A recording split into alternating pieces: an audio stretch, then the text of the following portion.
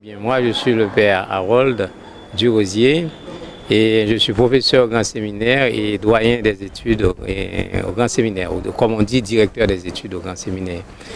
Alors, j'ai travaillé au Grand Séminaire, ça fait 25 ans et je suis devenu prêtre il y a déjà 33 ans.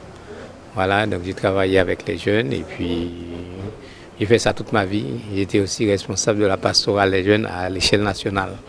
Ouais, donc j'ai fait ça toute ma vie. Quand je vous ai rencontré, après le séisme, on a profité vraiment pour pouvoir aider les jeunes qui étaient traumatisés de façon extraordinaire par ce choc du moment. Ouais, donc on a eu vraiment le bonheur de pouvoir trouver cette nouvelle méthode qui a permis aux jeunes de se mettre sur pied, comme on dit, de se refaire intérieurement et finalement de pouvoir avancer sur le chemin de leur vocation. Au séminaire, on a vu de façon quasiment tangible les effets de l'application de cette méthode. Parce que les jeunes, ils étaient traumatisés. Des fois, ils entendaient un avion, ils avaient tendance à se soulever parce que, pratiquement qu'il y avait un bruit inhabituel ou bien un fracas quelconque, donc ils se sentaient concernés. Mais au fur et à mesure, ils ont dépassé ça, surtout quand vous êtes intervenu avec eux par la méthode, et bien ils ont dépassé ça.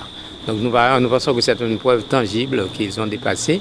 Et puis dans la vie communautaire aussi, dans leur façon de se mettre ensemble, dans leur façon de vivre ensemble, et on ressent les effets de ce que vous avez. Parmi les jeunes, il y en a qui s'intéressaient beaucoup à la méthode, donc qu'ils aient une formation plus solide et dans cette méthode-là, une connaissance plus approfondie de la méthode, et pour pouvoir peut-être dans leur paroisse demain, comme on vient de le dire, et aider les gens qui porteront des traumatismes des fois sans le savoir, mais aider les gens et continuer à faire du bien dans la pastorale, intégrer ça dans la démarche pastorale de l'Église.